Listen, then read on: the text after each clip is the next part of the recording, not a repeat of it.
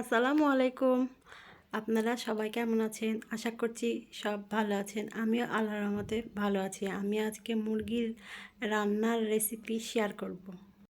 প্রথমে আমি আলুটাকে সিদ্ধ করে খোসা ছাড়িয়ে নিচ্ছি। আমি পাত্রে তেল গরম করতে দিয়েছি, তারপরে মাংসগুলো ভাজতে দিচ্ছি। ভাজা হয়ে গেলে আমি একটা পাত্রে তুলে রাখবো।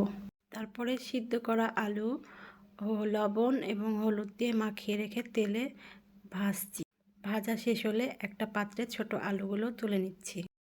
একটি পাত্রে তেল দিলাম, পেঁয়াজ মরিচ, গরম তেলে পেঁয়াজগুলো ছেড়ে দিব। পেঁয়াজ মরিচ চামচ দিয়ে নাড়াচাড়া করব।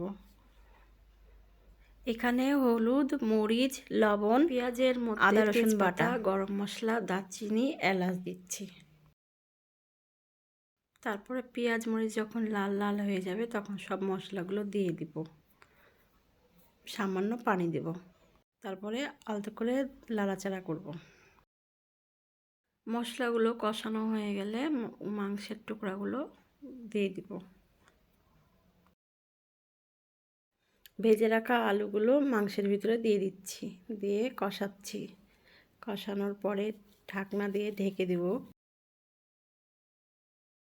কষানো হয়ে গেলে পানি দিয়ে দেব। রান্না হয়ে গেছে, তারপরে পরিবেশন করে নিব। আল্লাহ হাফেজ।